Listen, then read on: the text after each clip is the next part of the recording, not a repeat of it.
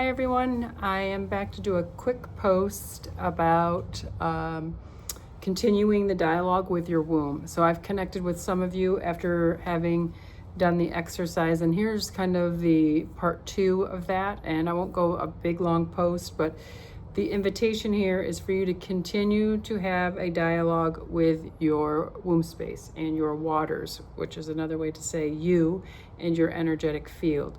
What we talked about last time is that you may have consciously or unconsciously energies pulling on your energy, and you may have energies that you didn't know about that are very much supporting you, and you'd want to say a thank you to them and continue to work with them in your womb if it feels right, in your energetic field if it feels right.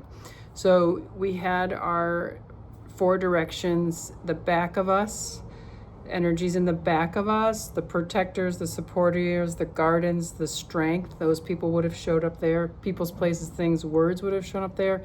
In front of you are like guides, mentors, teachers, people who give you inspiration. Right is male, power. Could be a friend, could be a husband, but male energetics. Action, power, movement forward. And then on your left, feminine, soul sisters, friends. It could have been a wife, or a mother, some along the energy of feminine. But don't get caught up in the gender per se. It's more about the energy of nurturer, lover, beauty, all the things around the feminine. So unconditional love. So it's not to say that masculines can't exhibit that. These are, again, energy and archetypes. So continue to have a dialogue with your womb. Be curious about who you noticed took up space there. If there's a need to help them transition out, you lovingly place them in a place you think they'll be happy in, and that's it. They are out of your field.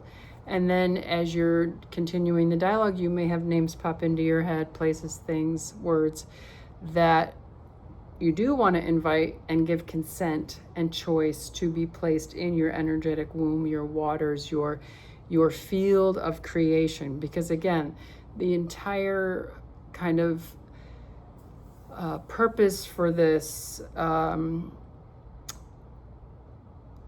dialogue with your waters is to understand unconsciously what may be happening and why you are behaving in a way that might be interesting or confusing to you at times. Or maybe you have 100 projects and you're not sure why you can't get any of them done, or you've got a nagging thought about someone that just won't go away and the relationship was over a long time ago. Check out things, be curious about what's in your room, reposition people where they fit, right, left, back, and front. We already know kind of what the domains, I guess, the position in your wombs kind of support. And let me see if there's anything else I want to say about that. There's no rush on this. There's no rush. You in the middle are your primary relationships. The circle, second circle, secondary relationships. Third circle are creative projects, things, your work in the world, your mission, your purpose.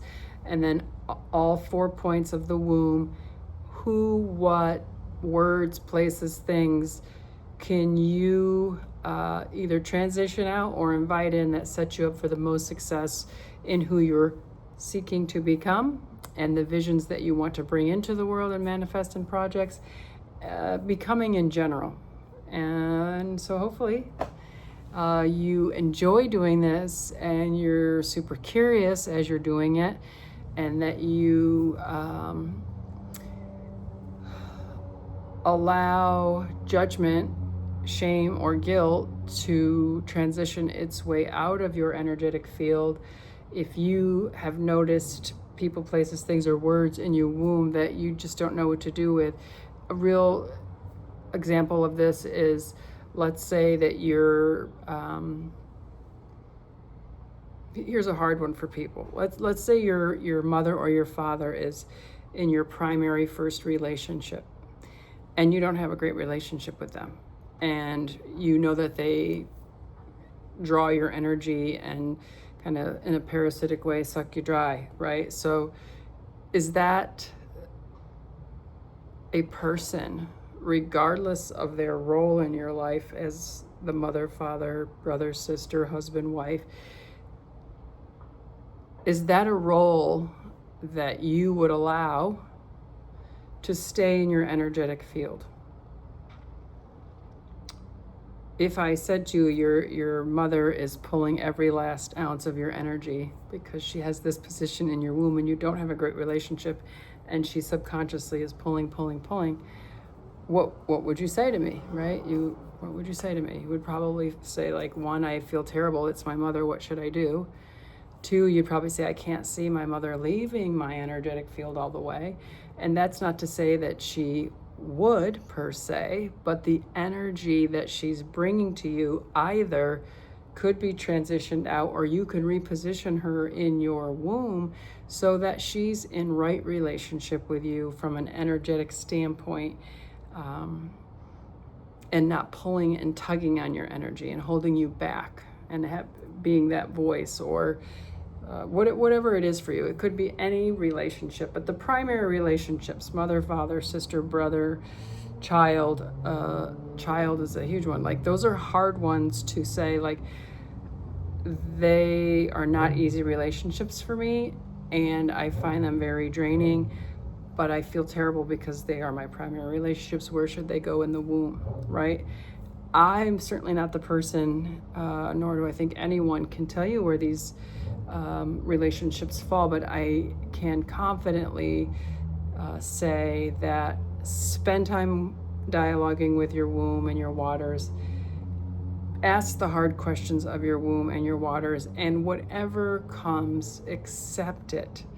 Accept that that is what Holy Spirit, whatever you want to call it, is suggesting is for your highest good right now. Doesn't mean it's forever. You can do this exercise as much as you want to, but for now, and in the person that you're wanting to become, and for the quality of life and peace that you want to have, and for unity consciousness, and for 2026, the kind of things you want to bring into the world, you have an opportunity to move energies in or out, or reposition them in your energetic field to support you in doing so.